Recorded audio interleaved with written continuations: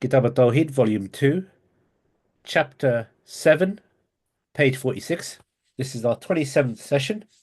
Mhm. Chapter 7, Attributing a child to Allah is the most heinous form of kufr. As mentioned in the previous chapter, the words of explanation as set by the Sheikh Muhammad Al-Amin Al-Shikiti in Adwa al-Bayan are of critical importance, worthy of deep review and contemplation. After he wrote these comments within the same work, he continued with the following. Some of the Mufassirin, exegetes, have posed a question in relation to this verse, which is, why did the denial of the child take precedence over the denial of the birth? In the reply that is set out, it is one of the most important because it is a response to the Christians concerning their claim Jesus is the Son of God, and in relation to the statement of the Jews that Ezra is the Son of God, and upon the Arab mushrikeen who said that angels are the daughters of Allah. And because no one claimed that he, glory be unto him, was begotten of anyone, they claim that the child belongs to Allah with a great lie. As the Almighty said, they have no knowledge about this, nor did their forefathers. It is a monstrous assertion that comes out of their mouth. What they say is nothing but lies. He also said, the disbelievers say, the Lord of mercy has offspring. How terrible is this thing you assert? It almost causes the heavens to be torn apart, the earth That's to Surah split. Maryam, yeah? We just read in Yeah, Tafsir yesterday. 1815. Yeah, Surah Hmm. Maryam. How terrible is this thing you assert? It almost causes the heavens to be torn apart and the earth to split asunder, the mountains to crumble to pieces, that they attribute offspring to the Lord of mercy. That's 1988 to 91. For the hideousness of this lie, he mentioned it before and then responded to its impossibility by saying, "It does not befit the Lord of the befit the Lord of mercy to have offspring. There is none in the heaven or earth who will not come to the Lord of mercy except as a servant." And that's 1992 to 93. It is also stated in the Tafsir al-Jami al-Bayan of At-Tabari, the saying of the Almighty, exalted in his remembrance, where he said, those who disbelieve say about Allah, the Lord of mercy has offspring. How terrible is the thing you assert. He, the exalted, in his remembrance, says to those who say that this is from his creation, O people, you have come up with something stupendous from saying something so repugnant, concerning which we say that the people of interpretation said, etc. Some of the narrative accounts which are identical are then detailed by At-Tabari thereafter. He comments as follows. Within the That's a Arabic, nice thing, huh? That's the first one is finished, huh? yes, the first one's finished, as this is Then carrying on. paragraph. Yeah. This is At-Tabari. Mm-hmm. He comments as follows. Within the Arabic language, there are three ways to express this. How terrible is the thing you assert? Regarding the word, idhan, the first by breaking the alif, sorry, adhan, adhan, or with a fatha on the alif, and ada, and with a fatha on the alif, extending it, ada, sorry, Ada, okay, was ada. in that. Oh, sorry, I've got it wrong. Mm. Font's too small. So the first is ida, the first is, second is with a fatha, which is ada, and the alif and elongated with fatha and the alif extending it, which is ada. It is similar to mad fa'il, as per the reading from the reciters of the garrison cities ida, and with that we read it. It was mentioned from Abu Abdurrahman al-Sulaimi that he read with the fatha on the alif. I do not see the reading Meaning of such. read Adda instead of Idda. لقد جئتم شيئا Idda. Adda or Idda. Uh-huh, He's discussing the various uh-huh. pronunciations and what they mean. One of it is as an attribute, the other one is as the formulation of the actor. The And all of actor. them are valid because of the Rasim, not Rasim being Yeah, yeah. But each one has a flavor of it. But uh-huh. the difference linguistically is that when, for example, employer and employee. In Arabic, you can use the same word for both, but you have the contextual show. I do not In see Arabic, the actually, موظف and موظف. موظف is the employee, and موظف is the one who employs you. موظف. uh, Okay. I do not see the reading of such as having utility as well, because it differs from the reading as per the reciters of the garrison cities. The Mhm. Arabs say regarding any matter using the terms id, id, imr, إد. idda, id, Mm. idda with a It's shutdown. trying to explain when like جئتم شيئا إدا. You have brought something outrageous or enormous or something. Emir and nukur. And from it, the poet expressed it in the style of Rajas. Enemies have faced me something astonishing. His faith from me something astonishing, a fierce calamity, dreadful and formidable. So obviously, this is a translation of the poetry. And from that, as said from another poet, leaving them panting and overwhelmed, breathless, struggling, overwhelmed. So obviously, we can't appreciate it there because it's a That's direct mostly translation. Arabic fine points. I don't think it's maybe they should have skipped it in the translation. But it's okay. It's okay to have it if someone can benefit from it. Always reference back to the Arabic as well, yeah. The following has also been mentioned in the chapter of Tafsir by Ibn Adil. Chapter. And know that those who attribute offspring to Allah, the Almighty, are of three denominations. Number one, the disbelievers from among the Arabs, those who said the angels are the daughters of Allah. Number two, the Christians, and they said the Messiah is the son of Allah. Three, the Jews, where they said Al-Uzair is the son of Allah. Knowing that attributing offspring to Allah is kufr azim, great disbelief.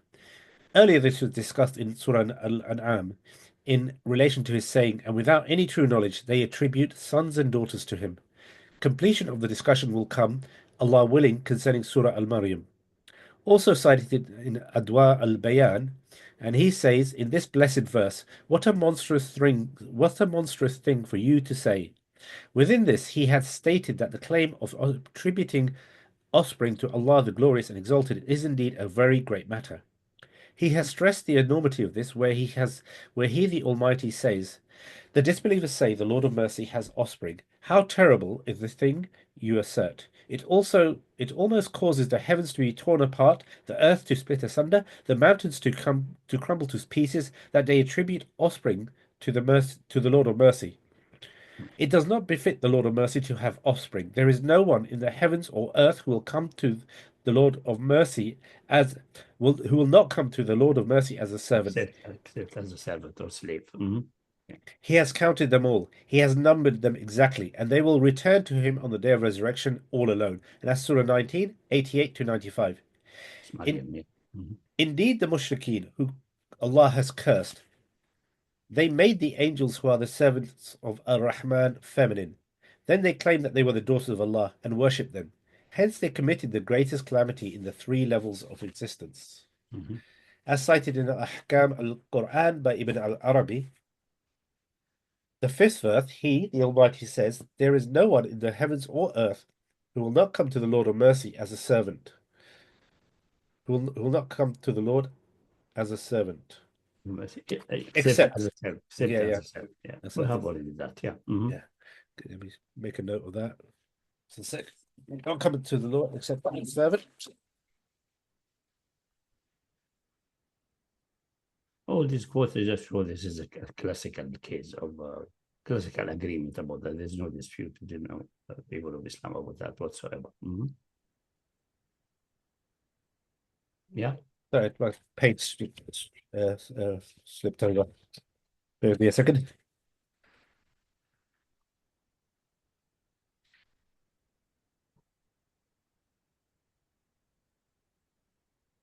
Give me 2 seconds here.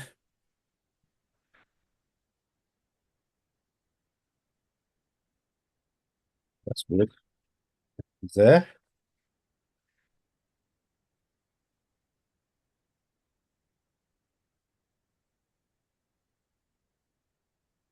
Okay, as a seven. Within this, there are two issues.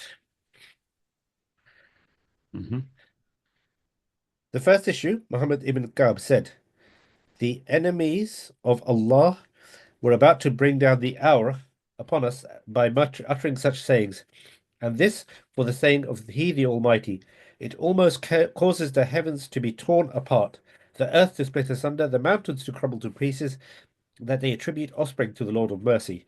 And he spoke the truth, for indeed he spoke of a great matter that precedes judgment and al-Qadr. If not for the majesty of al-Bari, he is not diminished by the kufr of the kafir. The Iman of the Muslim, of the Mu'min, does not raise him, neither adds to his kingdom, nor diminish from his dominion. Whatever may be spoken upon tongues, but he remains al-Quddus and al-Hakim. He has no regard after that about whatever the purveyors of falsehood say. Claims without knowledge. Making the attribution of offspring to Allah is speaking to him, about him without knowledge. He, the Exalted, says, they say Allah has children. May He be exalted. He is the self-sufficient one. Everything in the heavens and the earth belong to Him. You have no authority to say this. How dare you say things about Allah without any knowledge? And that's Quran 1068. Statements about Allah without requisite knowledge are a violation of the highest of sanctities, the most severe of forbidden matters. Glory be to Allah and His majestic station. Ayah. Say, my Lord, only forbids disgraceful deeds, whether they be open or hidden, and sin and unjustified aggression, and that you, without his sanction, associate things with him, and that you say things about him without knowledge. And that is 733. Is it any wonder that speaking about Allah without any requisite knowledge is the key demand that Shaitan insists upon? O mankind, eat what is good and lawful from the earth, and do not follow Satan's footsteps, for he is your sworn enemy.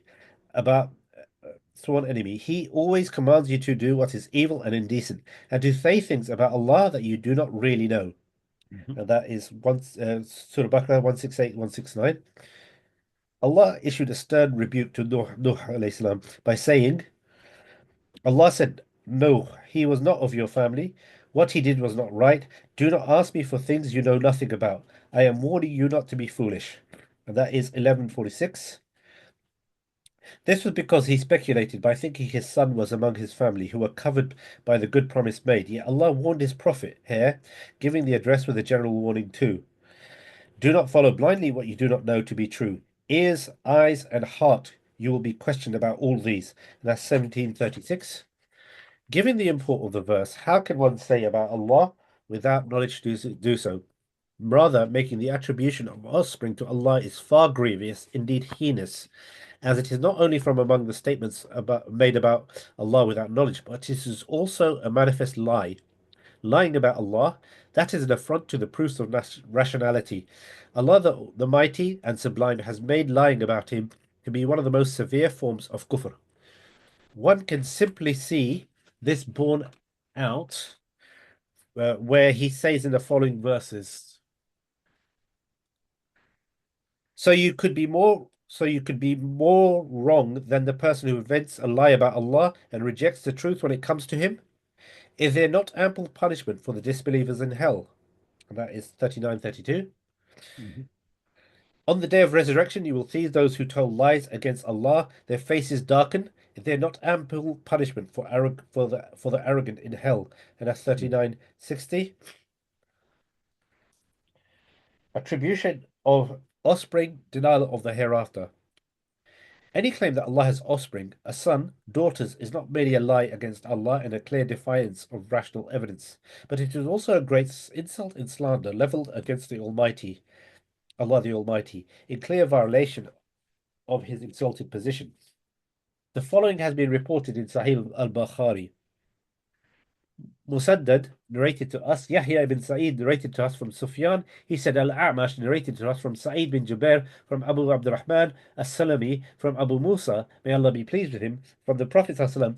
He said, none or nothing is more patient than Allah against a harmful saying. He hears from the people they ascribe children to him, yet he gives them health and supplies them with provision. The narration is Sahih, being reported widely across the corpus of the Hadith. Next to the narration is also cited in Sahih Bukhari.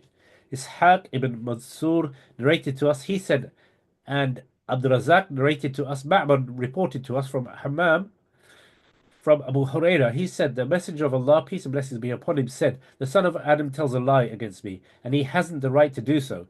And he abuses me, and he hasn't the right to do so. His telling... Abuse, they say abuse? Slander, actually, I think. Slander. Shatamani, yeah, slander. Okay. Or swore at me, something like that. Yeah, now the explanation come, what is the lie, what's the swearing? What's the attributing lie as well, yeah. His telling lie against me is his saying that I will not create him as I created him for the first time. And his abusing me is the saying that Allah has begotten children while I am the self-sufficient master, whom all creatures need, who begets not nor was begotten, and there is none like unto me.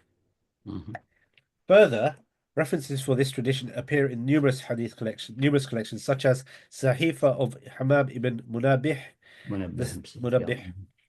the Sahih of Ibn Hibban, and the Musnad of Ahmad, as well as others. The following is cited by Imam al-Bukhari in his Sahih in two places.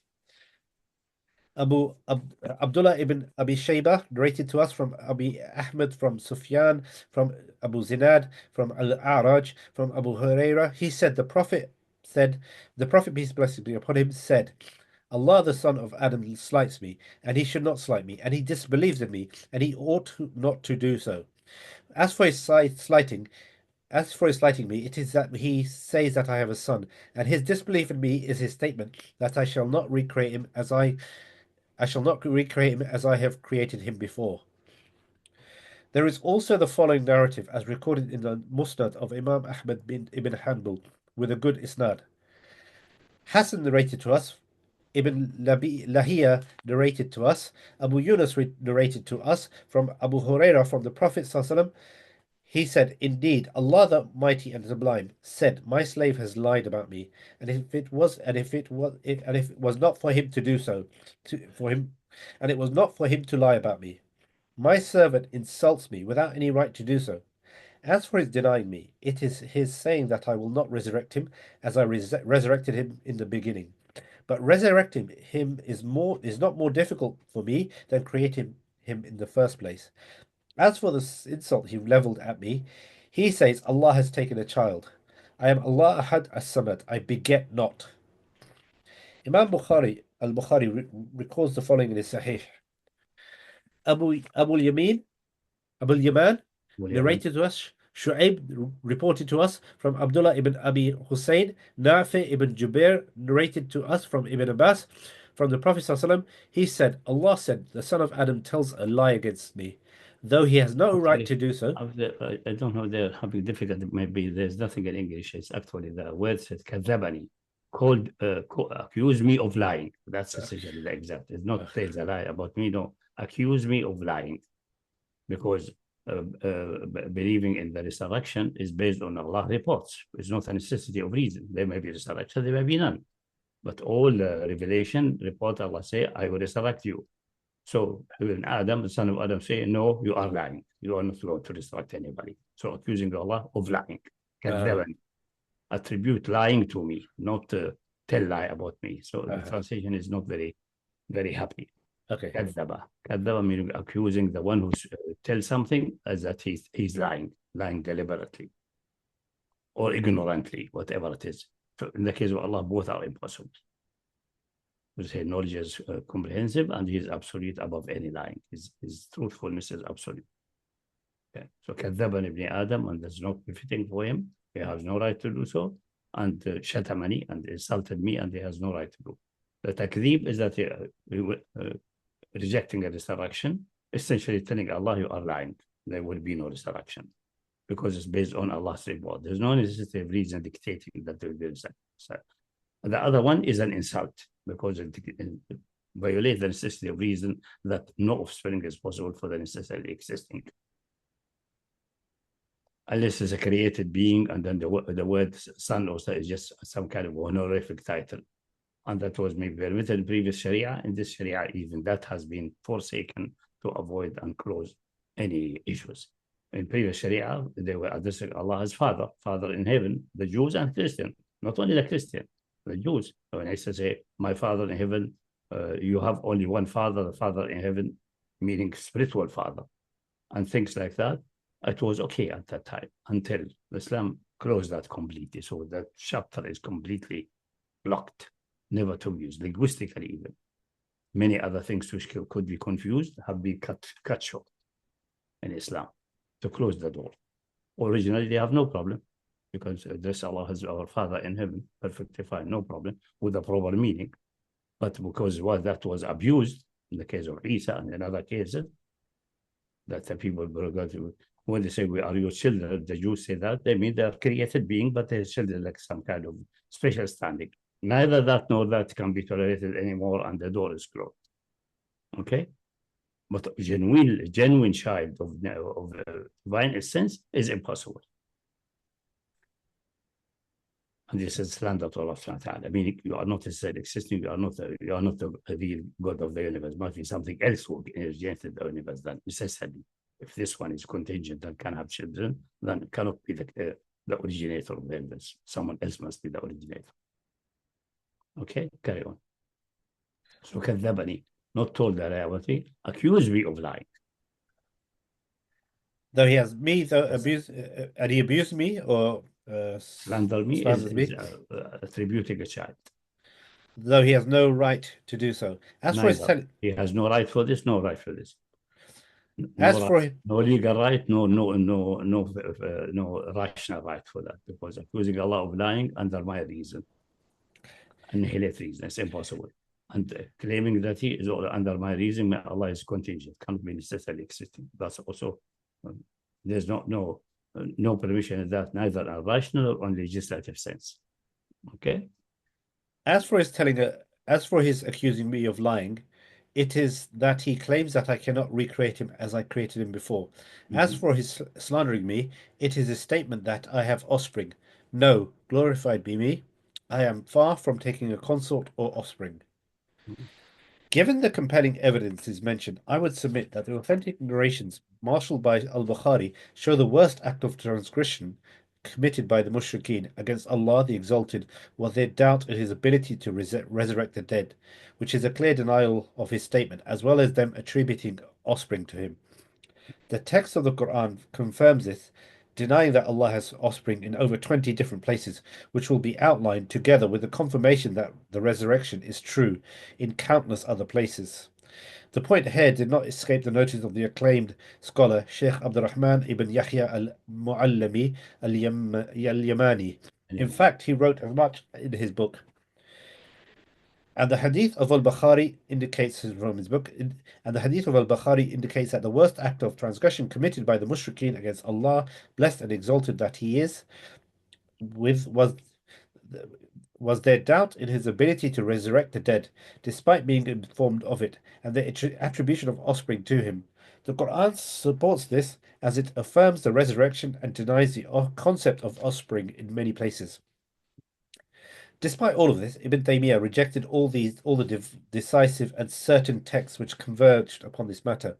This includes authentic narrations which are mutawatir that will be shortly outlined that decisively show that the Arab mushrikeen believe that the angels were the daughters of Allah, and they worship them for that very reason, for not for any other matter. In contrast, Ibn Taymiyyah let his research become focused upon the dead, graves, and rocks.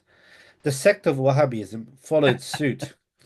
It was quite clear. I mean, how did they conclude? The sect of Wahhabism followed suit, given he was their totem, except for a few intelligent scholars like Al-Mu'allami.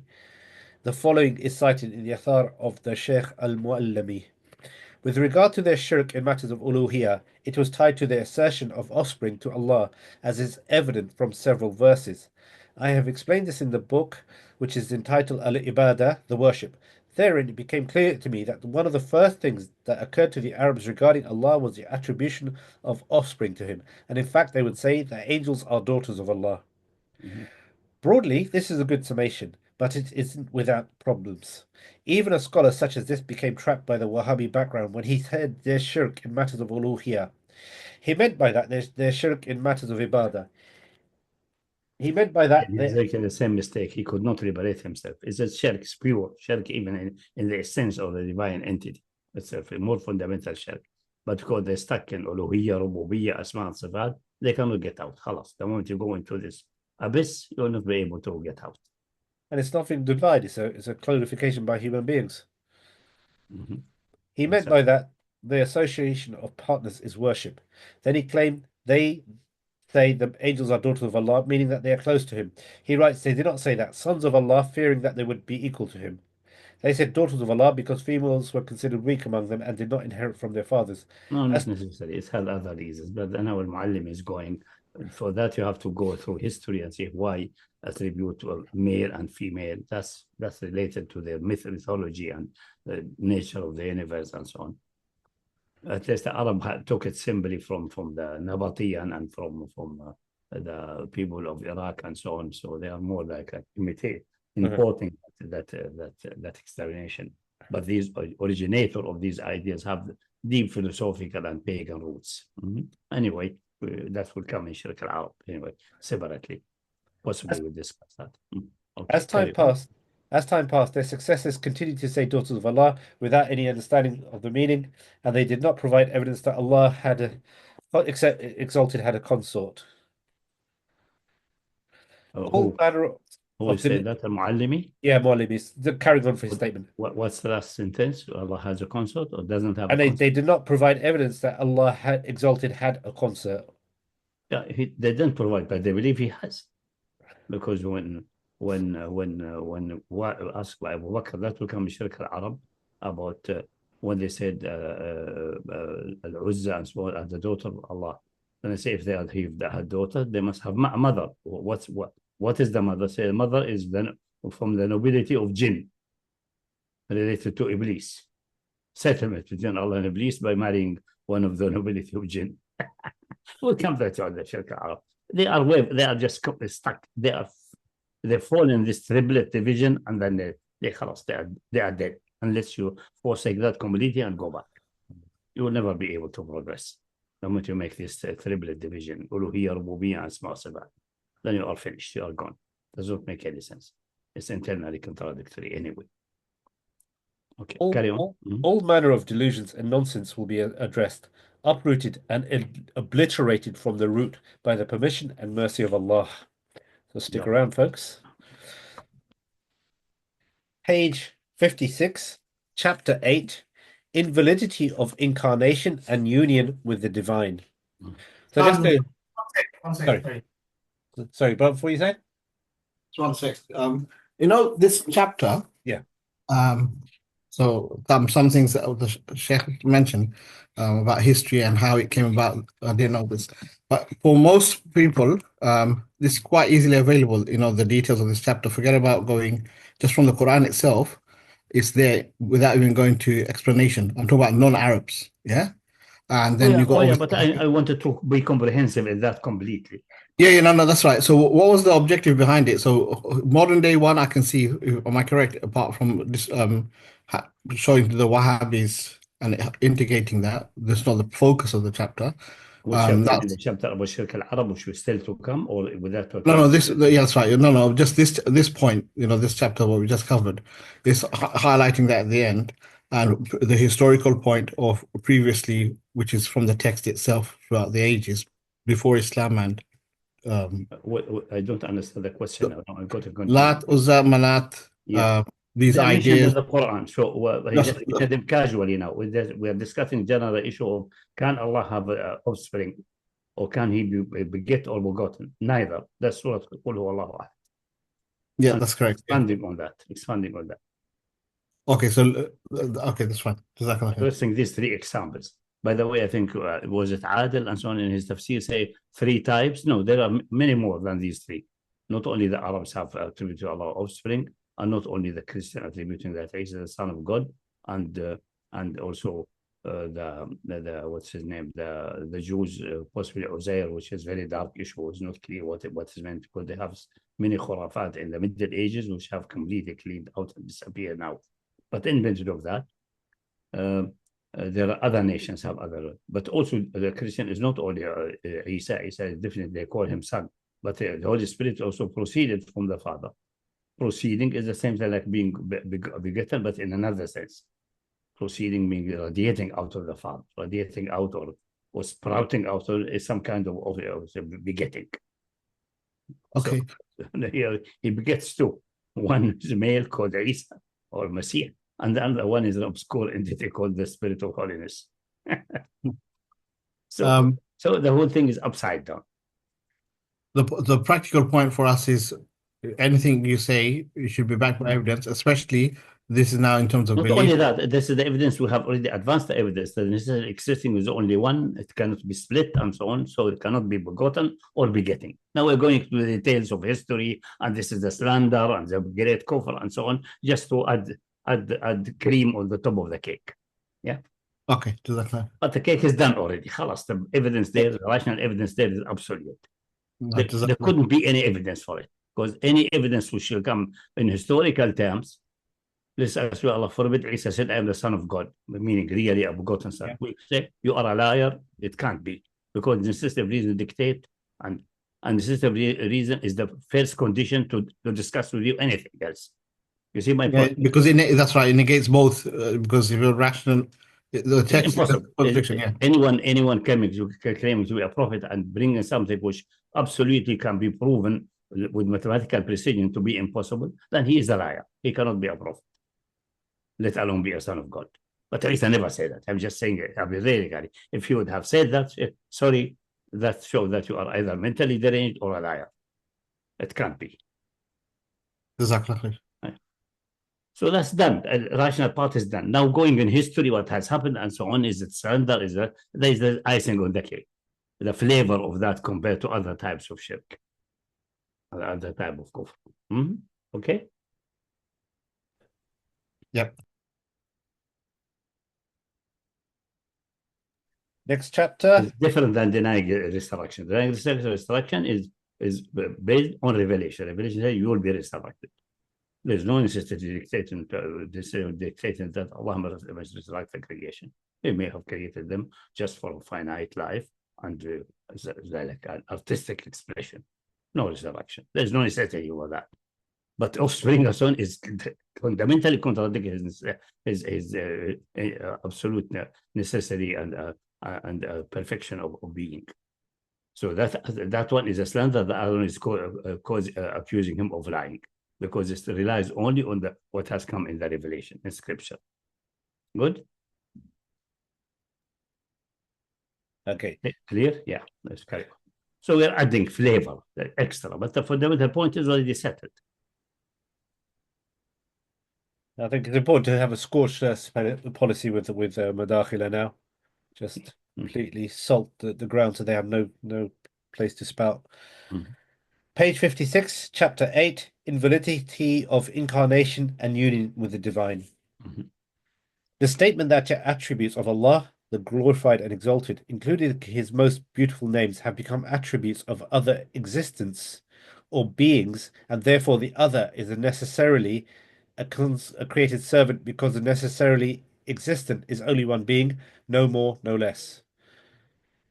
I'm not sure if this is I'm not able to grasp. Like a statement, like a theorem, Okay. Is this to negate this, or it's just very hard to understand? Carry on. You'll see. Carry on. Just stating a fundamental issue, and then He is Allah, the Blessed and Exalted, as we have provided and explained in detail thus far. Therefore, from this statement, it necessarily implies one of two meanings, namely, the attributes themselves, or that which is similar to them. So, if what is meant by this saying is the attribute themselves, which is the first main category, then it is necessarily either 1. A. Through the transfer of attributes from the Lord to the servant. Some say this guy embodies the Godhead, or shows the divine attributes. What is the meaning of such a score wording? Either he means really the divine attributes came and be represented in him, merged with him, or it's just a metaphorical, allegorical expression, just exaggeration. The divine mercy shows through him. He radiates the divine mercy, but has nothing divine in him, just a poetic statement, an allegorical, what they call allegory, an exaggerated form of expression. So what is not a transfer of his, as in a copy, paste, or anything? That's not like that. But that's the reason A, B, C, D is being discussed there. And showing that the only legitimate one is the one which is just metaphorically, he shows the divine mercy. The divine mercy is expressed to him as if you think he's divine. It's not. That's just metaphorical.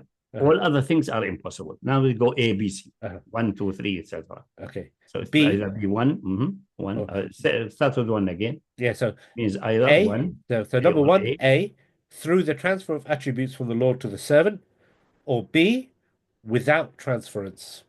Mhm. If it is not through transference, then it must be either B1, 1B1, by uniting the servant's essence with the Lord's essence so that they are the same with the same attributes. B2, or through al-hulul, incarnation, and there are three types: al-intiqal, transference; al-ittihad, union with the divine; and al-hulul, incarnation. And what if what is meant by this saying is something similar to it? Then the meaning must also include number two, A, absolutely the same in every aspect. Two, B, or what is meant in the same in terms of the name and the sharing in connecting the attributes in general and not their specific meanings. Thus, these two sections derive from the second main category. So there are five categories of what is construed as possible, one of which, number 2b, meaning it is proved for the creative being that these attributes are suitable in general and share the name, but are not completely identical. As for the second category, number 2a, it is impossible to attribute such qualities to anyone else in an absolute sense. For instance, it would imply that a created being possesses knowledge that encompasses all things, so that not a single atom in the earth or the heavens escapes their awareness, or that this being has perfect absolute life that is untouched by the notion of death, untainted by any deficiency, or that they have a singular power that encompasses all of creation, so that they would be the creator of the earth, the heavens, and everything between them. How could such attributes be imagined for anyone other than Allah the Almighty? Got a Because some controvert. having these attributes it must be necessarily existing. So it is Allah Himself cannot be another entity. So another entity cannot have that. Only one entity is necessarily existing. So just a controversial point. Sometimes some Brahmins they say Rasulullah Sallallahu is Hadir Nadir. He's everywhere. He knows everything. They articulate, varying in how they express it. Some attribute it to the Shia Twelvers. Some, I don't know if it's a mainstream view, that the Imams have power over atoms and all this kind of stuff. Would this fit into that kind of If category? it's really meant, you have to stop them and ask them all these details, like that's the reason I listed it in these forms. That's just blubbering things like the common people say without just clear. This is poetical and so on. Then, but if he means that Hadar Nadar, he knows everything, really everything, then he is Allah. But we know he's not Allah. So if he's not Allah, then he cannot have that. So this meaning you made him Allah or a manifestation of Allah really in himself. So you make him divine. That's shirk. That's kufr. Plain and straightforward kufr. Yeah. So, okay. The same would say the light of Muhammad is eternal or qadim, uncreated. That is clear kufr, because nothing in Muhammad can be uncreated. Nothing whatsoever. So they adjust from that position. But most likely is the common people. Some of Mashaykh maybe they are genuinely kafir. They have definitely fundamentally wrong aqidah. But the common people think, oh, it is the first creation created before creation of the heaven and earth, but it's created and things like that. All of these are obscure statements which will, if followed continuously, like in having Christianity, it ends with the Trinity. There's no, or something similar in a clear kufr. Ironically, the ones who are always harp on about Tawheed never discuss this issue. They think just these actions are sufficient. I mean, it's just like something that's no, it's not sufficient. Massive. Absolutely. Yeah. Shari'at Man Qablana is related to that, especially to the essence. Is it really some divine attribute, genuine divine attribute given to this person? That will be shirk. Otherwise, not. Like, for example, let us go to an example which can be realized in reality. Giving, for example, the right of legislation to a parliament, that he genuinely can legislate. And this is the right. So parliaments do exist, and they do that really. But to attribute to them sovereignty, which belongs only to Allah. This way you become a mushrik, and this attribution make them lords beside Allah. And lords and gods that beside Allah. Because this Lord, Supreme Lord, ultimate reference frame, ultimate sovereign, is a type of divinity. Although people say, no, we believe they are human, they die, and so on. Yeah, but this attribute does not fit for any created being. We are attributing that to them. Period. Game over. That's clear. Shirk and kufr. And the Quran is clear. تأخذ أحبارهم ورهبانهم أربابا من دون الله. And we know what they attributed to them, but they can't legislate. They have the right to legislation. They have intrinsic sovereignty. That doesn't work this way. With Tawheed, is contradict Tawheed. The sovereignty is ultimately Allah subhanahu wa ta'ala. They may have the right to ijtihad and so on. And they can make mistake and so on. They are forgiven for that. But still, they refer to the ultimate sovereign. And that is given to them by the ultimate sovereign as a right of ijtihad. But never the right of legislation in issue, so that what they legislate is the valid legislation, independent if it's come from Allah or not. That's not possible. That's independent sovereignty. And so on. In the case of sovereignty, it's clear because you can see the examples of parliament and tyrants. In the case of other things, it looks a little bit difficult, but it's evident. When the Prophet is Hadar now, what mean Hadar now? Hadar everywhere, even into the remote galaxy. What does it mean? Hadar on Earth? Oh, what mean Hadar? His stories around us is nonsense. Maybe not. Just khurafat, myths. The moment that come Hadar now, the all in real, so nothing is aware. Is unaware, he's aware about everything. That's a divine attribute. So he's divine. He's a divine entity beside Allah. That's clear kufr and shirk. So that's you have to ask exactly what they mean. And tell the people, don't listen to your idiotic mashayikh or Sufi mashayikh. Good. Okay. That's the reason these subdivisions are details.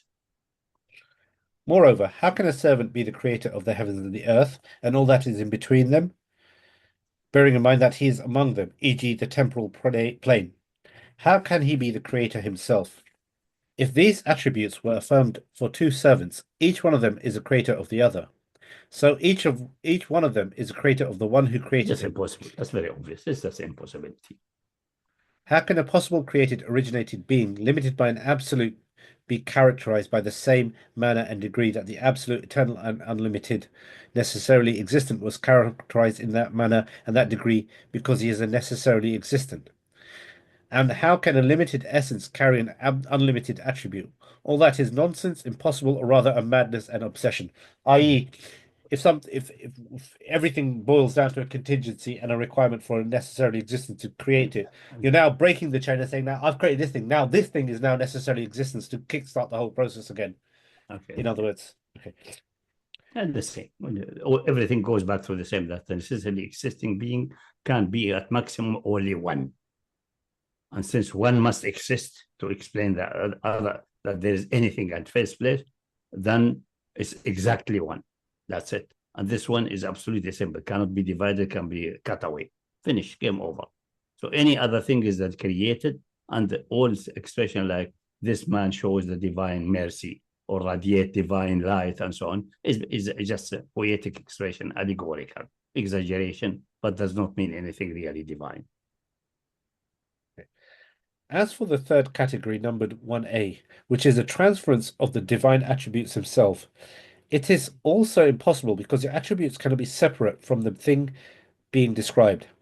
This is not particular to the necessarily eternal essence. That is the essence of Allah and the blessed and exalted only. But it is not possible that Zayd's knowledge would be transferred to Amr. Rather, it is not possible for the attributes to exist except with the thing being described. I'm not sure what that means. That means what it says. Zayd has knowledge, and you cannot say that Zayd knowledge has been transferred to Amr completely, meaning that Zayd has lost it. Is not knowledgeable now, and the attribute went there. All what you can say, he has sufficient knowledge, or he copied the knowledge of Amr. He has a copy of Zayd or Amr's knowledge. That's all. I see. So then it's almost like saying the attribute itself cannot transfer. I see. So it's like saying, so someone's necessarily existence, you can't transfer that essence. Even contingent being, you cannot. You can have a copy or a similarity or something, but you cannot transfer it in itself. Because if you say it has been transferred to that one, then the original man has lost it, which is another absurdity. Because attributes are not transferable by themselves. But what can't be transferred, the content of knowledge, the ma'lumat, the data, not the knowledge. It's not like a parcel. It's not like pass to parcel. Yeah. Additionally, because the transference necessitates the emptiness of the one from whom it is transferred, it makes it necessary for the essence to get rid of that attribute that was transferred from it, so that it's no longer its attribute, and it is not permissible to attribute it to it. This is absolutely impossible when it comes to the ancient, eternal, necessarily existence, and it contradicts the concept of the necessity of existence in the first place. Besides, what results from the transference of a divine attributes is that he would get rid of divinity, though he is no longer a lord nor a god, which is obviously impossible. Which is also, like for example, when Isa alayhi salam being alleged to have been crucified, that he's calling out to God. And then the Christians counter it was his human self calling out, almost saying like as if he can. Yeah, because they have two nature and two wills. Yeah. It is a nightmare. The moment you enter there, you will never get out. Whole. You will get only with contradiction after contradiction, or metaphorical expression, or claims only metaphorical, and so on. You will end nowhere. Because you started with a contradiction, you are never getting anywhere. We get everything up, any absurdity or non-absurdity from that. Yeah. Next section, union with the divine. As for the fourth category, numbered 1b1, which is the ittihad, union with the divine, it is proved invalid as well, because if we contemplate, reflect, reason deeply and with enlightenment, and realize two independent essences, Zayd alone and Amr alone, and it was said that Zayd became Amr and united together. It is necessary when uniting, either both of them exist or both of them do not exist, or Zayd exists and Amr does not exist, or the opposite. Outside the so-called unification, yeah. There cannot be any category beyond these categories. Mm-hmm. If they exist, then none of them becomes the same as the other. Rather, the core of each one of them exists. But the purpose is that their place or locus be united, which does not mean ittihad, for knowledge, will, and capability may come together in one essence. However, their locus would not differ. The capability would not be knowledge, and the knowledge would not be will. Rather, each of these things would remain independent and different from each other, and nothing would have united with one another. It is the union that can be cancelled by differentiation and discrimination, even if by mental differentiation and discrimination. So, what is this saying? Is that there's examples? The examples are still there. okay? It may be a mixture of blending as what results from mixing water and alcohol, or a mixture of hydrocarbons that make up the oil liquid petroleum. These compounds can be obtained from the mixture by distillation or dissolution, as is the case with salt in seawater, and the final product is called a solution, and its parts can be obtained through evaporation or precipitation. All of that is not al-ittihad, and it is not permissible to be called ittihad as a way of verification. And if an arrogant... It's the solution, it's not ittihad, not the union. Mm-hmm. And if an arrogant, obstinate individual calls it ittihad, she is mixing words. One should not start a conversation with him, her, until he or she defines the meaning of the words he or she uses. Mm-hmm. If they were not existent, they would not unite, but rather not exist. But maybe what happened is the third thing, that is a third essence, other than Zayd and Amr, with whom we started. As the case in a union between two countries that do not exist and no longer have an independent existence in the international situation. Thus, a new entity is established, and maybe each of the previous countries turns into a state in the new entity.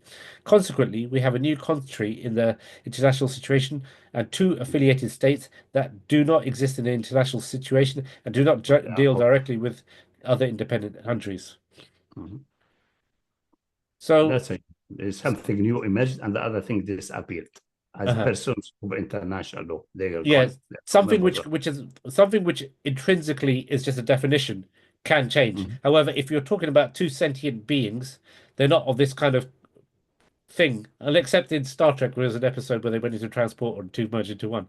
Except for something like that, this which doesn't exist in reality. Mm-hmm. This is so what you're saying is basically that because they're two separate essences, they can't be merged because there's some differentiation between them.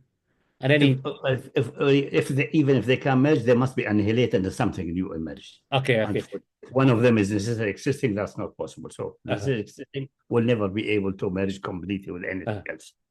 Like the Jacobian say, Christ is having one will and one nature. So what's the divine? Him say it, the divine mixed with the human and producing something new.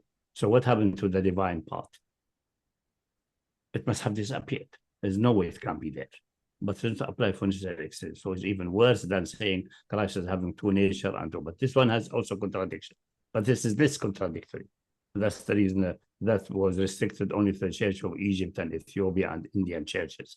This called monotheism theory, because it's even more definitely impossible to contemplate than hulul, than having two persons and two wills and sharing the same location or the same apparent body or the same image or something like that. That may be swallowed down somehow. But this one is even worse. The Coptic one is even worse. But the Coptic one say it must be like that. Otherwise, who died on the cross? The human Isa. So the Son of God did not die. So how can a human who is not guilty being sacrificed for the rest of humanity? It must be something bigger sacrifice. It must be the divine. But if the divine is sacrificed, we have the other impossibilities. The whole thing is messed up. The moment you made him divine and his death on the cross, assuming he died on the cross, the death on the cross, anything except martyrdom, you are done. You are finished. You are effed. Nothing can be done anymore. You're going to never ending contradictions.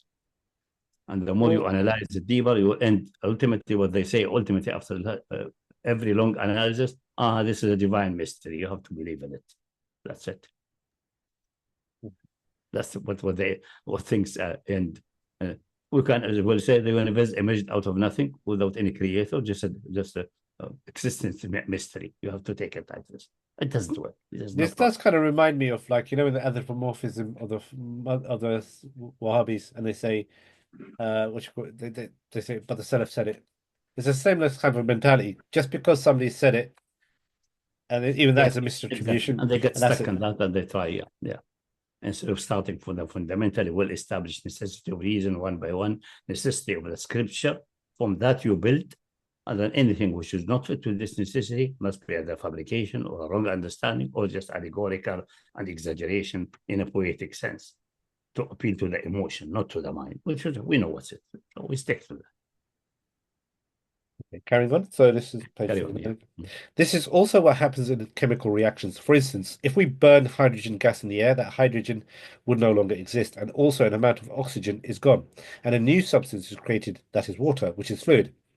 It is not hydrogen gas or oxygen gas, and it is not possible to obtain the two gases except by making water non-existent and analyzing it chemically or electrically so it can return to its original status. Usually electrical dissolution, from which it originated in the first place. Then you gain the original ones.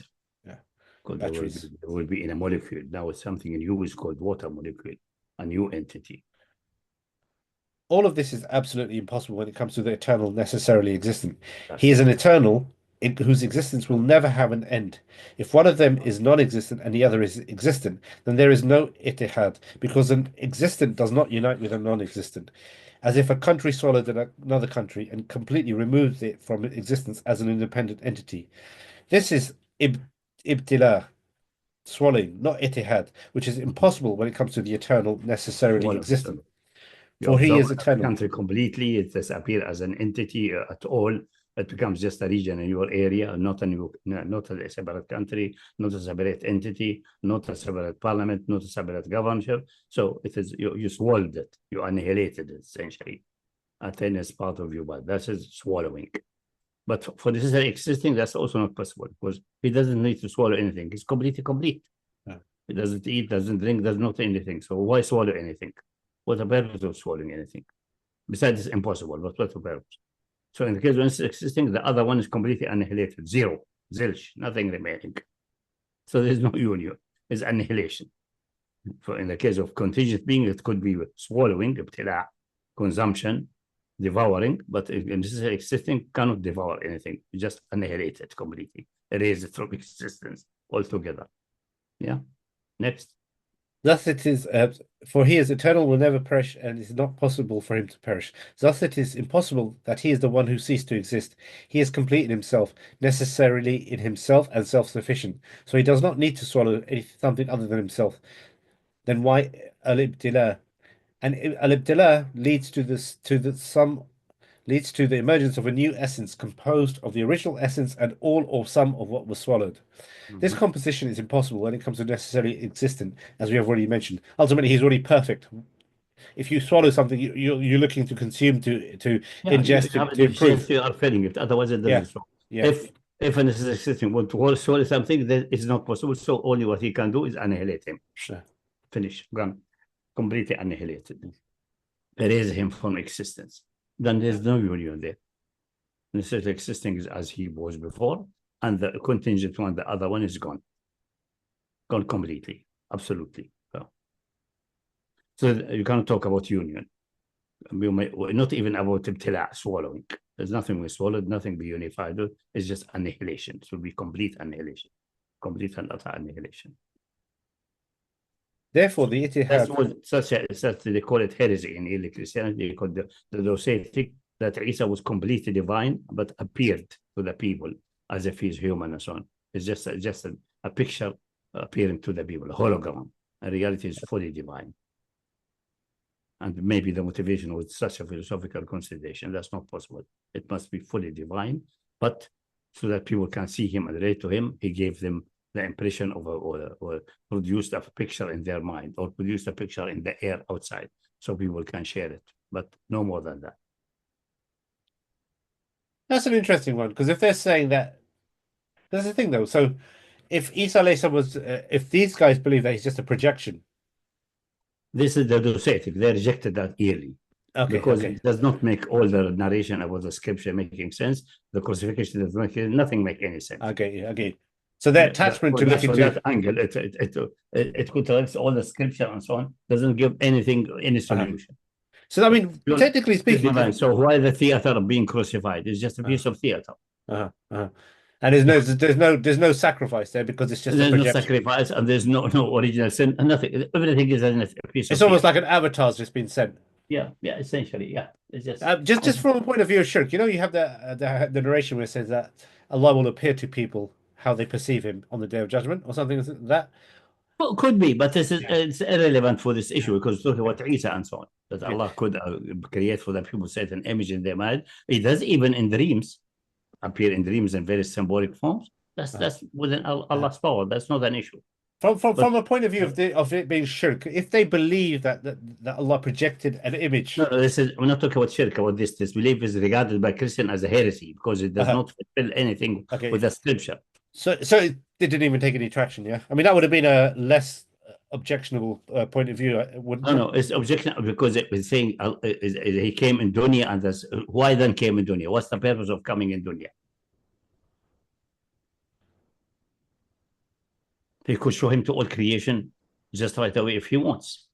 So why, especially in that time, and that to die on a cross, the whole theater? For what the purpose of that? It doesn't make any sense. In that sense, they regard it as a heresy. It doesn't do justice to the other information which we have from history of him, that he was going around preaching and so on, and then was crucified. In hindsight, from how, in terms of from a shirk point of view, would that just the assertion that Allah projects an image? Because this claim about Allah something without evidence. Okay, that would be shirk in that sense. Yeah. That's a cover view. Cover from this point of view. Cover from that point of view. Okay, that's good. And from that point of view, without evidence, what's the evidence? It's an empty claim. Did he reveal that? Did he assert that publicly clearly, that he should assert publicly, I am the divine creator, I came just so you can see me and I can interact with you. Okay? And bring the evidences. Did he say that when he revived the dead? No. Did he say that when he fed thousands of people? No. So where does this come? The argument is that you tell about something about Allah without any knowledge, without any evidence. We are not allowed to do that. Is this similar in terms, like in discussions like Qadr, Allah will ask you, how did you arrive at this? Is this a similar sort of kind of point of view in terms of making an assertion about Allah's Qadr, etc., without knowledge? That's what's the reinforcement of that? Any assertion about Allah without knowledge is not allowed. And there's an extra gravity on that because of being worse. Because this is even more original than the shirk itself. I got a question regarding this. So if what we're saying about Allah is based on speculative evidence, Would that be iftira or not? No, it's based on evidence. We have the evidence because of this and this and this. Make sure that your evidence is correct. No, let me give you actually a good example. Give an example. Yeah, let me give you an example. General Exactly. things like that. Yeah. So, for example, the Taymians have some evidence that Allah, for example, descends. Now, one, the Quran is absent about this doctrine. Two, it can be contradictory to certain verses, but not explicitly. So now they're using a solitary, they rely on source of hadith. Okay, they rely on hadith. They may be Exactly. sure. But the question now, if they may descend really in the sense that move from one place to another place, we come to the issue of can Allah be in a place or not in another place and so on. And refuted on that. So their interpretation is wrong. We show them this interpretation is wrong. Exactly. It's just a metaphorical expression of being close to the servants who are having a third of the night. That's remind you, someone asked Fawzan, the idiot, the donkey, asked him, someone said, meaning me, I said that. Said, Mas'ari claims, some people claim that this nuzul is just metaphorical, but that Allah is close to the people who had a third of the night, the last third of the night in that place. Because there's everywhere on the earth, there is a third of the night. Anytime, 24 hours, we may have a third of the night now, the last third. The other opposite side in the earth there is the third of the day. And so on. And it moves and so on. So it's every moment on the dunya in any time. If in Mecca, if you look at Mecca, for example, the place, the third of the night corresponds to day in the other side of the earth. But when it comes day in Mecca, it's a third of the night there. So there is a third of the night somewhere, all the time. So the guy asked Fawzan, this means, because the earth is rotating, and this means that Allah is always down. If you think about this in the real sense. Yes. Close to those specific servant. Just closeness to those specific one. And what the Fawzan answer said, who told you that the earth rotates? This way, he completely approved that he is an absolute donkey. There's no need for further discussion. Only just to ask that Allah may have mercy on his brain, which is gone, if he has any brain left. That's it. That's his answer. Yeah, so the reason why I'm saying what I'm saying is, for example, like the Imamiyya, the Ithna Ashariyya, if we're gonna talk about different groups, they make all sorts of claims about Allah and the religion, and this doctrine of Imama, Isma, 12 Imams, etc. Now, this is clearly absent from the Quran, but they would claim by saying, oh no, but we are bringing proof from the Sunnah. But then usually Sunnis, who are very Ahl Hadith, now they act like Ahl Quran and ask them, but you claim that this doctrine is so important in the deen, it's usul al-deen, etc. So why did Allah not ever talk about this? This argument of Ahl Sunnah is valid in itself, but shows their weakness, because what they invoke from Sunnah does not prove any imamah. Anyway, maybe one day we discuss these things. It doesn't prove any imamah. But now this is the issue. The Sunnah in their books, not the Sunnah even in their books. Even in their books, it doesn't prove any imamah. We'll discuss it one day, inshallah, on the fundamental root of their Sunnah. Because to approve that, you have to approve that it's tawatur from the Imam, and the Imam that's infallible. Ustad, I don't want to stay too much on this topic, but I think it will be interesting for us and the people to watch. So I'm gonna make a quick point. For that, you have to have either necessity of reason or from the Quran. So that's why I want to make a quick point on this. Al-Islah, I've mentioned them before, the reformist Shia. Most people in the world, even people belonging to Islam, having some fallacies and so on, which are very grave. If you remind them that you're saying about Allah without knowledge, they should step back. Of course. So, but the reason why I wanted to talk about this Imam doctrine a little bit, the group Al-Islah on YouTube, who reformed a lot of Shias to make them people of Quran and Islam, etc., to go away from the khurafat and the bid'ah espoused by the Imami sect. They argue and they admit that if we being fair, we can agree that there is some sort of tawatur in the Shia hadith corpus regarding imamah. But because it contradicts the Quran and the established Sunnah, even if there is so-called quote-unquote tawatur in their books, the problem they say tawatur going to the imams. And the Imams are infallible. But where does the infallibility come from? Not just infallibility, Ustad. If we put infallibility aside, in reporting, in making judgment, whatever type of no. I'm saying, for example, let's say Ja'far Sadiq, Musa al-Kadhim, Ali bin Musa Rida. If these guys are all thiqat, which they are, agreed by the There's Ummah. no thiqat. You have to have infallibility with statement concerning imamah, because they say have you tawatur from the imam that they say we are the divinely appointed imam, or some sense like that. Yes, so they claim, and I think this is true. No, they do have tawatur in their own books. I'm not denying that. I'm saying it goes back to the imam. Yes. They may be lying then. Give us evidence that they are not lying. Of course. The Quran from Allah said, get an ayah similar to that, and they bring miracles. By the way, this has been discussed. The options are this: 1, the attribution to the imams is false.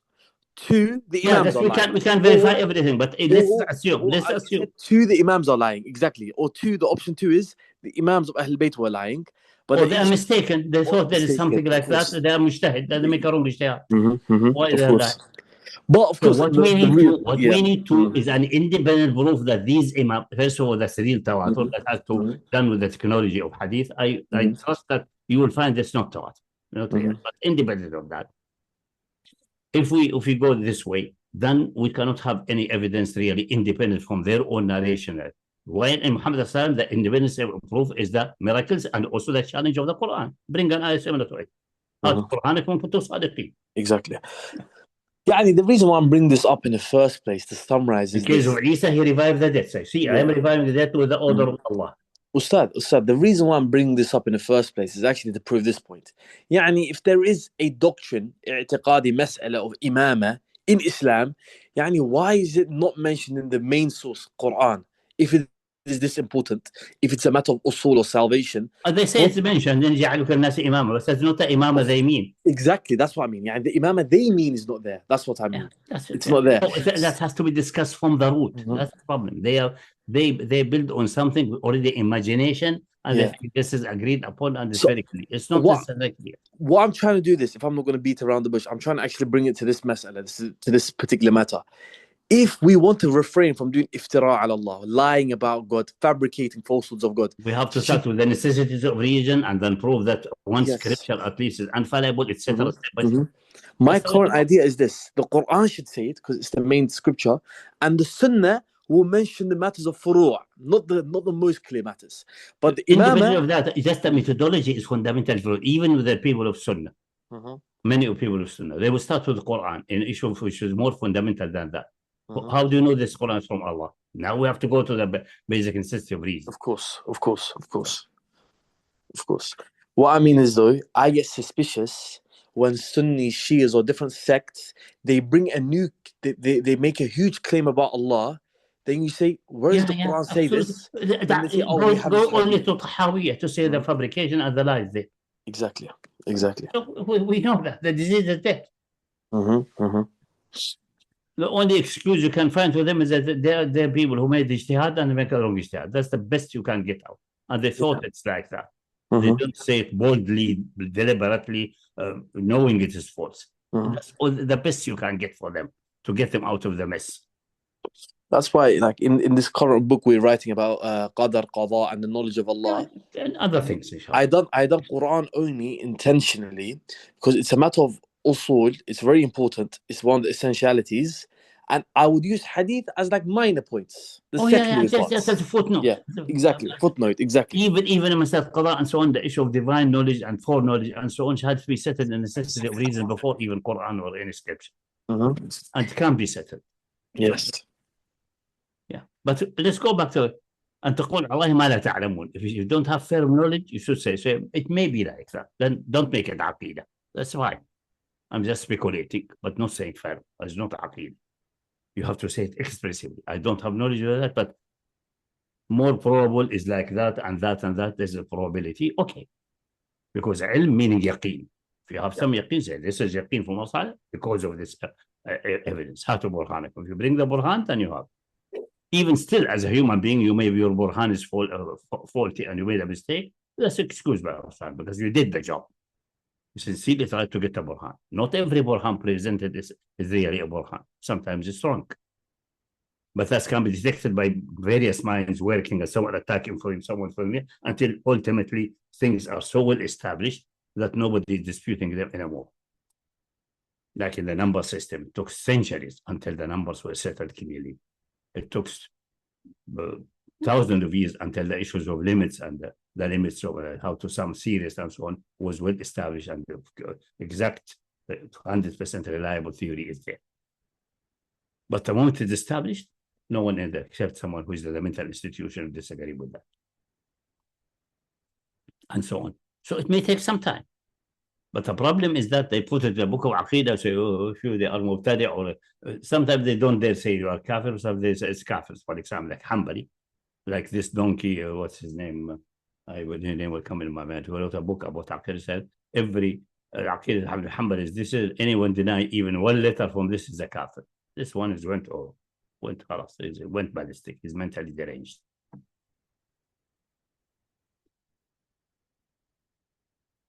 So that can't happen. Who said Muslim and Christian and Jews will not fall in saying about Allah something without knowledge? They were falling all the time.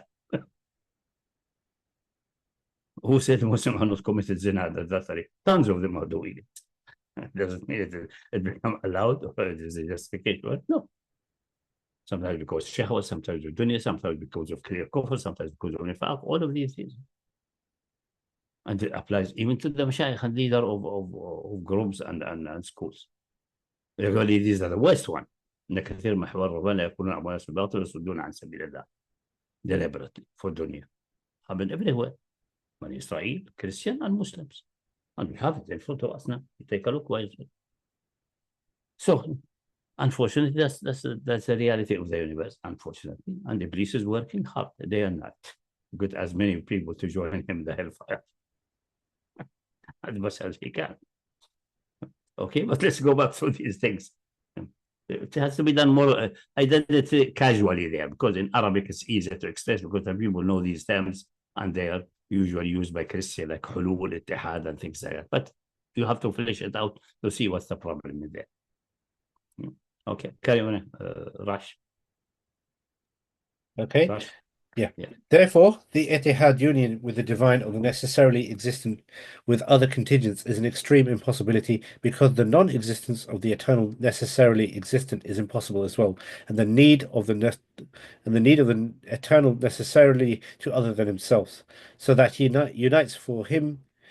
So that he unites with him for this reason is impossible too. So, in other words, he doesn't have a need to unite.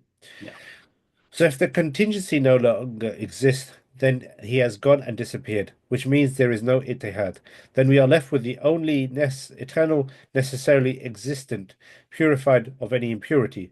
This is not ittihad, but rather ifna, annihilation. Annihilation. That's what I just mentioned here. Is an of the created possible and a complete existing, even swallowing and ibtila is not possible. So what remains only ifna. He annihilated the other one completely. So no reason to talk about ifna. That will be the Deocetic heresy of the Christian. That actually what to saw is just a representation so that humans can relate to it. It's purely divine, completely divine, presenting himself as a hologram, whatever you wish to say it. But then you are then a complete disarray with all the narratives about Isa, his life, about his purpose, about his commandments, all of it. Nothing make any sense anymore. Then the question of why God came in this form, why this time, to introduce him to the concept of creation. He could have done that any time. Why this time specifically? Did he express that? Say it clearly? And if he does that, why he did not order that to be written and thousands of witnesses underwriting it at that time? It's very well possible. Or it becomes nonsensical. Does not make any sense. Or it does not contradict any necessity of reason by the divine sense itself, but it does not fit in the history. It does not make any sense. What's the purpose of this piece of theater of being crucified? Is then theater, definitely is a theater. Because divine cannot be only that image. In that sense, it is then that's the reason I don't accept it. It's completely impossible. Doesn't make any sense. Does not solve any problem. because you expect a prophet or a divine to come to solve some problem, to tell you something, to communicate to you something. But this is he's not communicating it, and he's still essentially the same. It does not make any sense from that sense, not from matter of hulul and ittihad. Okay. Okay. Next. Yeah, to that, and a complete idam extension. I would suggest we do half a page more because it's getting a bit late, and end at the Nicene Creed because that'd be some good application to Christianity. Here we hasten to say that we are aware that the non-Chalcedonian churches, which in the past at the time of schism after the Council of Chalcedon, is that Chalcedon or Chalcedon, included the Coptic Church, along with the Abyssinian Church, the Church of Antioch, the Church of Jerusalem, the churches of Asia Minor, except for Constantinople.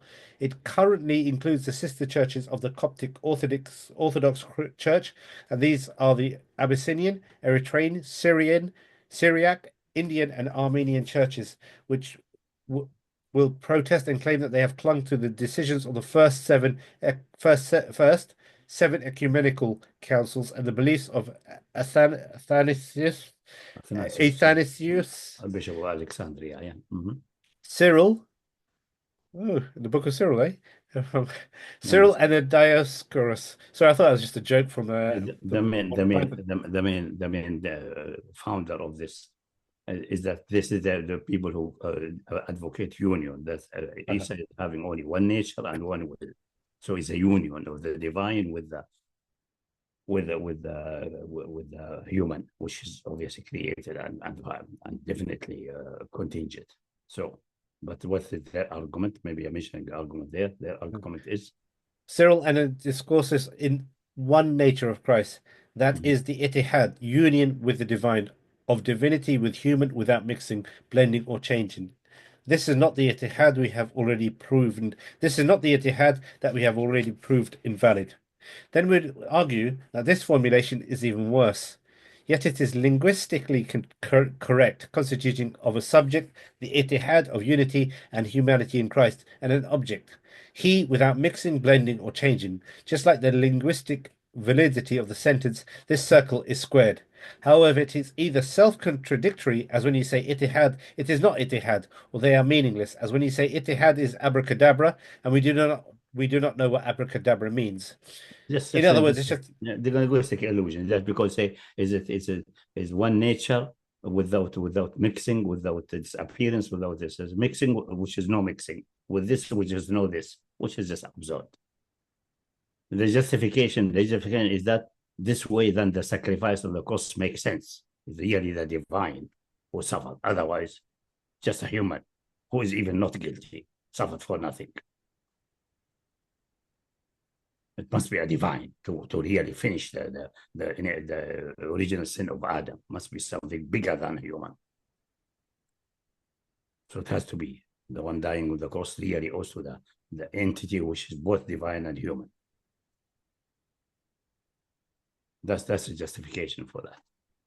But since it's not possible to do that ittihad, what we discussed before, because it is rationally impossible, even at that time it was clear. So they say it's union without what is the word using, without mixing, without what the phrase? The union without mixing, blending, or changing.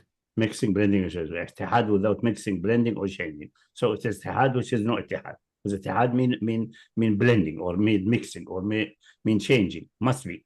Otherwise it doesn't. The word ittihad does not apply to water. So it's just saying it is a ittihad which is not an ittihad. Ittihad which is not an ittihad. It's just trying to avoid contradictory sentence. The same way like the circle which is square. Basically, you can just avoid the issue. Linguistic reference is a linguistic illusion. It's much worse than and much more dangerous than the optical and mental optical or insight illusions. Delusions. This is the delusion. They are deluded by such formulation. Yeah. Okay, I think that might be a good place to stop. Yeah. Next is a section about the Nicene Creed. Yes. So you've got Nicene Creed, and that will take us. So you've got Nicene Incarnation, Christian acrobatics, because this may actually make a good chapter to maybe spin off as well. We can discuss a bit of it as well in a bit more detail, because they try to keep it not going into very long formality, especially about the Trinity. I did not go into all the details and the various about 14 different interpretations. 13 of them has been dispatched by the Stanford Encyclopedia of Philosophy. You go to Trinity, they discuss all these 14 and say the 13 first contradict the principle of identity. They are definitely logically impossible. The 14th seems to be not contradicting that, but has other contradictions. I didn't get the time to sit and read it. We may, if you think it's worth, someone could go to the Stanford Encyclopedia of Philosophy, just Google that, and then go to Trinity under that. Inside it, you can do a search. Chapter about Trinity gives you the various interpretation, 1, 2, 3, 4, I think 14 of them. Only the number 14 may escape the problem with the identity. All of them contradict the principle of identity, that A is equal A. That's the principle of identity. Anything is equal itself or identical with itself. If you deny that, then reason collapses and disappears. Nothing makes any sense anymore. And all of them, except one. That one, I did not look to it in detail to see where is the problem. Most of the problem is another side or some other issue there. Or it's just a metaphorical. It ends to be with something metaphorical, has nothing to do, does not prove any divinity for Isa and so on. It was completely impossible. But we may do that if anyone is interested in that. I remember that Ishaq, the son of Ismail from Uganda, was sometimes interested in that, and advised him to check the encyclopedia. I think he checked and he was satisfied. He did not come back to me for any discussion. You know Ismail. Yeah. Ismail I saw him the other day. Yeah. The Ugandan, yeah. Yeah. Went to school with him. Yeah. So the original Ugandan, he's now British, obviously, for most of his life anyway. So that's his son is very interested and goes to the Hyde Park and so on. Okay. And they advise him, don't discuss these things until you become more firm in the philosophy, and go to the Stanford Encyclopedia of Philosophy and go to the section of Trinity and study. It will give you all the necessary answers. So friendly, I have the memory that all the 13 explanations, there's the 14 essentially, 13, they immediately collapse based on that. They imply that A is not equal A, which is impossibility. The principle of identity is so fundamental. Reason does not make any, not reason, logic does not make any sense, even more primary than reason. Make no sense whatsoever. The 14th may be needing some discussion. Maybe someone will bring it and we read it and discuss it if needed, or make it like an appendix or something. Okay. Brother wants to speak. Far away. Yeah. Well, it just sorry, I came a bit late, so I'm not sure if you covered it, but you mentioned about like and you said that like ilm is like yaqini. Just wondering, like obviously, you know, in philosophy how they have a big discussion and epistemology on what actually knowledge is. How would you define knowledge, or what would you say is knowledge, or do you think it's something that we shouldn't like think about it like that? هنا الآية talks about علم as understood by Arab in the Arabic language. علم is the Quran, which mentioned means firm knowledge, certain knowledge. That's in the Arabic language. Now, how to gain knowledge, and so that's epistemology. That's a complex area. Can't you say that gaining knowledge is just kind of fitri, like in some ways, like you kind of like you don't need to necessarily go into these. That's the theory of epistemology that needs a lengthy by itself. Yeah. Okay. No worries. That's fine.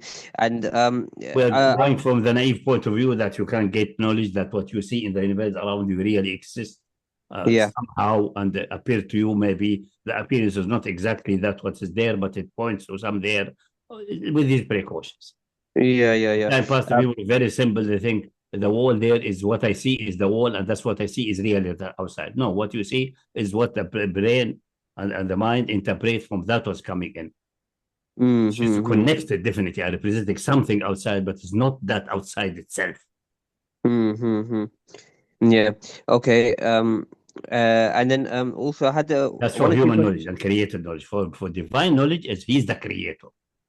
So created the things according to his what in his knowledge before of their attributes and so on. So it's like he's in them, to say, he is intrinsic in them. not externally. All other beings are their knowledge, except that what is built in the nature of the mind, logic and so on. Everything is acquired. Needs tools, needs senses, and so on. And then we have to see how much is filtered or not filtered. And we go in a very complex theory, but ultimately the proof can be brought that external things exist and they have certain attributes which correspond to what we interpret, like color and so on. Actually, there's no color in that sense, what we perceive as color, but what comes in certain wavelengths and is interpreted as color and so on. But there's something outside, definitely. It's not my own making. It's not my own imagination. Okay. That's epistemology. If you want to be critical and go in Christology critically, it has to be that. And it's mostly to a good part done by Kant and others. Yeah, they did part of it, but still there are few things there to be finished also and added. Which is still ongoing. I think. Do you think maybe Muslim scholars should have theories? Some are working with that, but I say we don't need. We are appealing to the usual naive one. When there is any problem with the naive one, we remind about the danger of optical illusion, mental optical or insight illusion, or semantic illusion. Okay. And also on your what's it called? Were you talking about in another video about so like ayahs like وَلَمَّا يَعْلَمِ اللَّهُ الَّذِينَ جَاهَدُوا مِنكُمْ وَيَعْلَمُ الصَّابِرِينَ, and لِيَعْلَمَ اللَّهَ, and you said that these are like qat'i, and so like they try to say يعلم, this is what is his knowledge already become realized, but this is a fallacy. There are certain places where it's impossible to interpret. They want to say the wrong theory about qadar and about not about qadar, about divine knowledge and divine wisdom. They want to wield it so that these are the fallacy that the future is known to Allah, all of it individually, every event and so on, to infinity. They want to revive that. But it leads to contradiction anyway. By the Quran, by necessity of reason. But we will discuss that with Bahrat, inshallah, and something will be written and possibly recorded. No, I just wanted to ask on another. So, for example, in Surah Duha, that Allah said, "Alam yajidka yatiman fa'awa wa wajadaka." Obviously, the idea of Allah finding, how? Because then you can, if you say that's qat'i as well, then does that imply that what Allah didn't know and then He found something all of a sudden? No. We know that is the past. That is just you were yatim. This is the language that you were. Nobody was around you. Allah found you, but Allah knows you, and before that. But it's expressed in such a way to show as if Allah was searching for him and found him. Take care. But that's the thing. I get that. But then if we say that this is qat'i, then we would have to apply to Allah that we say that qat'i. This is the language, Arabic language addresses that. That's how poetry and language works. And would you say the Arabic language doesn't address things like وَلَمَّا يَعْلَمِ اللَّهُ الَّذِينَ جَاهَدُوا مِنكُمْ? No, it's clear. Unless you try to twist the ayah. You may twist in some places, but in other places it's impossible. You can't. We show that the interpretation of them, the ya'lam, that what in the divine knowledge become realized, is wrong. Based on the other, that may be a way out, but this way out does not work. That's what I'm saying. It's clear what is it. Okay, so you're saying that no, because I thought you were saying that with Alam Yajidka, you can see within the poetry and language that it can be used for that kind of stuff. But with things like لِيَعْلَمَ اللَّهُ الَّذِينَ, it's not really found in poetry and stuff like that in that kind of way to mean to show and to prove it. So it must mean in the case of think about it. We know that Allah is the one who created Muhammad and his father and grandfather and so on. So he did not search for him. He knows about him. But to express to him is that as if you were somehow cast out where nobody knows about you, I was searching for you and found you. This is to give a relation of closeness and relation of benefit and give a closer relation, a warmer relation than just mere knowledge. It's not a philosophical statement. I cared for you so that I was searching for you. It was not. We know. He designed it so that he will be a team, so he take care of him in such a way. And all we know, but it's not good when you mention the ni'mah on him to mention it like that. Bring the philosophical cold statement. You bring the warm statement. أنا بجيك يتيمة فهو وجدك أطعنا فهذا. Essentially, you were a team, and he is the one who took care for you, for your upbringing and people caring for you. You were at loss. You didn't have any guidance, and he gave you guidance. And he expresses Jidka, as if you were lost and he found you, just to make it more, giving you an image of sympathy and good relation, which is clear in the meaning. Yeah. Like It's because of your the first principles that okay, Allah. The other one who say, did the people think they will say, left alone to say we believe without being tested? فلا يعلمن الله الذين آمنوا ولا يعلمن الذين صدقوا ولا يعلمن المنافقين. I don't remember the word. فلا يعلمن Allah will know that. This is clearly, it was not known before, and it will happen in the future. How do we know that? With the other eyes of the Quran, which makes clear that the future is still to be made and open. Absolutely unacceptable to say otherwise. It will violate the other place in the Quran clearly. So the straightforward meaning is clear here. There, it is clear also the straightforward meaning that it is, because we know by necessity the past is known and is oracle. Ask Musa. What's about the previous generation? He want to say, beat around the bush. Musa cut him and say, علمه عند ربي في كتاب. The knowledge is in the book, in the knowledge of Allah. He doesn't forget, doesn't he get lost? So don't bother about the previous nation, bother about us now and you. Don't beat around the bush. Yeah. Because Fir'aun wanted that to open discussion. What happened to my grandfather, great grandfather? Are they in hell or not hell? The usual satanic argument. Musa said, Allah knows the situation. Don't worry about that. We are now creating the present and the future. Let us worry about ourselves. These are already done. And all their deeds are recorded. All their goods and bads are there. We don't need to worry about that. That's already done and forgotten from us, not forgotten by him. So you see the differences and so on. Arabic language is not a mathematical program. It's a human language with express emotion and so on. Have formulating things in a nice way. Something even ChatGPT knows that. You can't phrase me this letter in a more persuasive language, it will change the language a bit. Phrase me in a more begging language, he will change the language. Write something like an application or something, and ask him to phrase it in a demanding language or in a begging language. He will make two different formulations. If a program can do that, then humans are even better in doing that. Okay? Yeah. And just one last thing, because you said about your like mutawatir, you said, for example, in the like when I asked about uniting with Muslims, you said that we should unite over what is mutawatir in the Quran and the Sunnah. So if this topic of what Allah not knowing the future, because it's not something we know, is something that is qat'i, and he knows that if the contingent, that's a problem. It's formulated in such a way which causes problems. Allah knows all possibilities of the future. But that's the thing. So other people will disagree that Allah. Other people will say that He knows the future, and so it's wrong. It's wrong. But does that mean on the Quran? Does that mean that you can't unite with them now because they're denying? No, you can't unite them because of misunderstanding over the generation. You have to educate about them. I know, but then in terms of like identifying with them, and because for you they're denying a qat'i. What do you mean identify with them? I didn't answer. Fight with them. That's why together.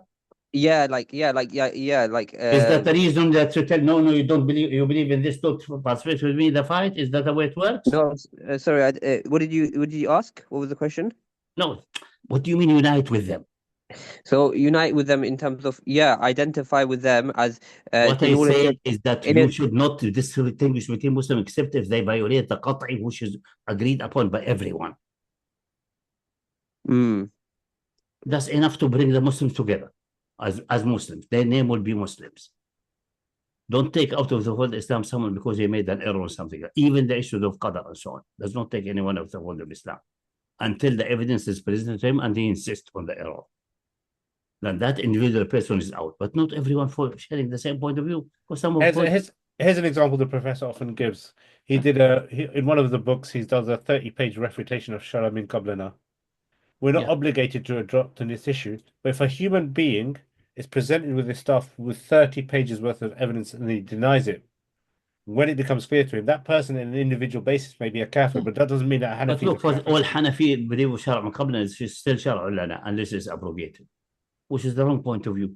And that's the reason they have the issue with the shellfish in India and in Bangladesh and so on, and they were repeating around the bush.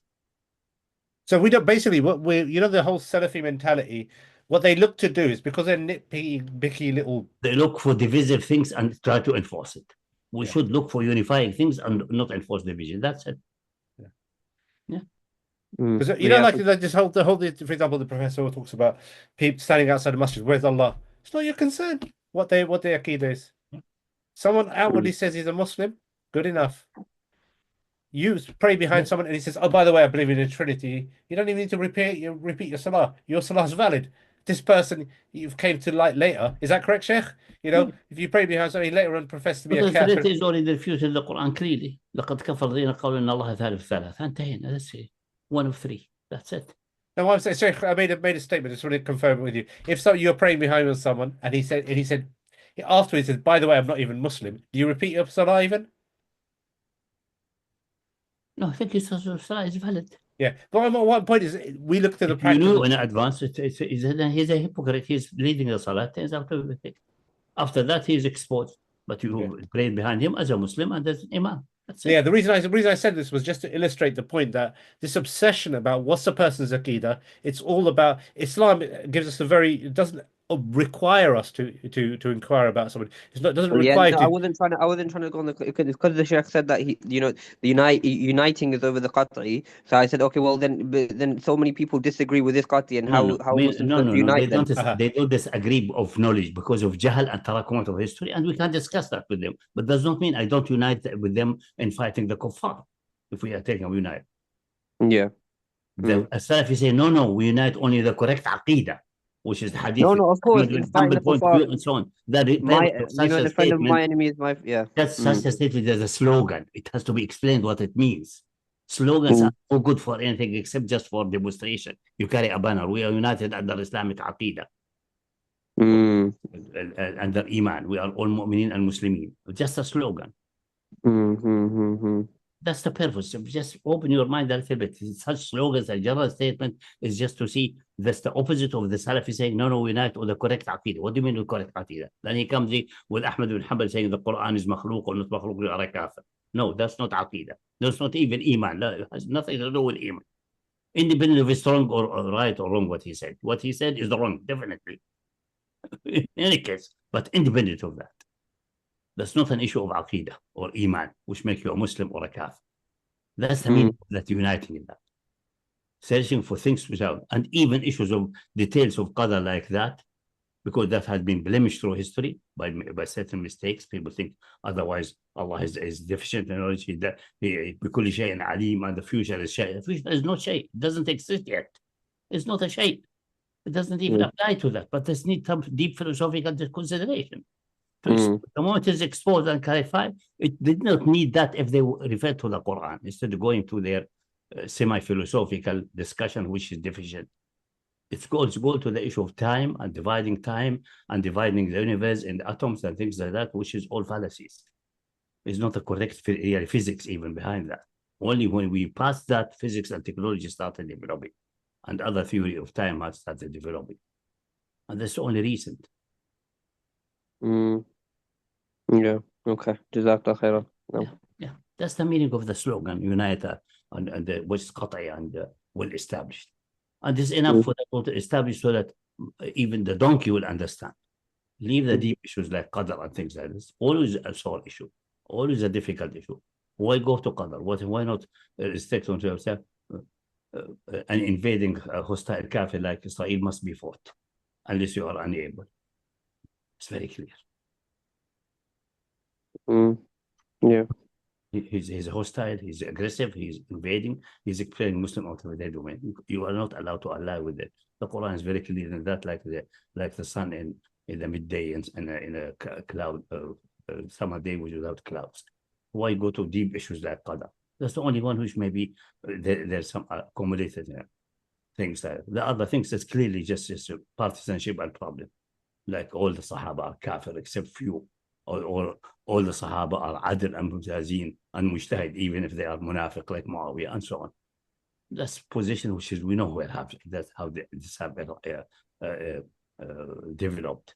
And there's so many points of view even in Sunni about about those fought in fitna, what they are, about 5-6 positions. So there's no there, but they make at least on the awam, depending on the government, what is beneficial for the government at that time.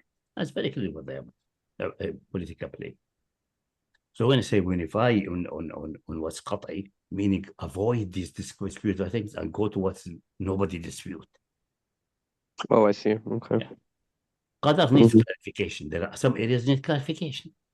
Some areas need clarification, have been tarnished and brushed over. No doubt about that. Mm. Yeah. The thing is, Muslims disagree about everything. Even like No, La not about ilaha everything. illallah, No, they don't. La ilaha illallah, everyone They has don't. different view of No, what they that don't. really They means. no, no, they don't disagree about Practically Muhammad speaking, Rasulullah. but practically speaking, when you start asking questions, what does it actually mean, La ilaha illallah? The Sufi will say, oh, it just means that, I don't know, you worship in a little cave and you whatever. The Hizbi will say, I don't know, it means that we have to uphold God's, No, the Quran is sovereignty clear and in fight that. against injustice. So, but that's the thing. So even just from La ilaha illallah, Muhammad Rasulullah, everyone's already disagreeing. No. There's no true. Disagreed because some Salafi got single hadith and misinterpretation and made it aqidah. Just get that out of the way.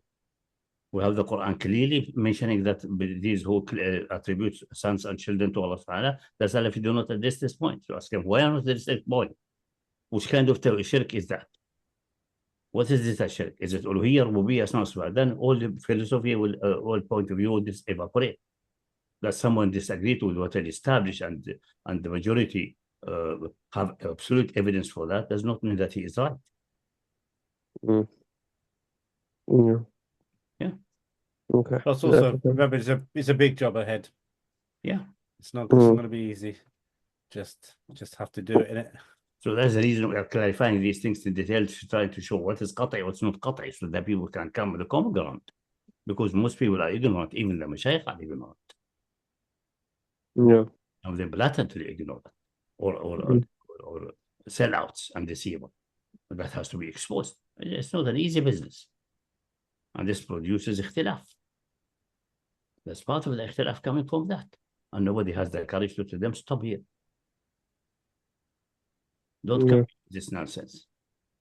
Okay, حياك الله, جزاك الله خيرا. Yeah, that has to be done. There's no way. Okay, inshallah.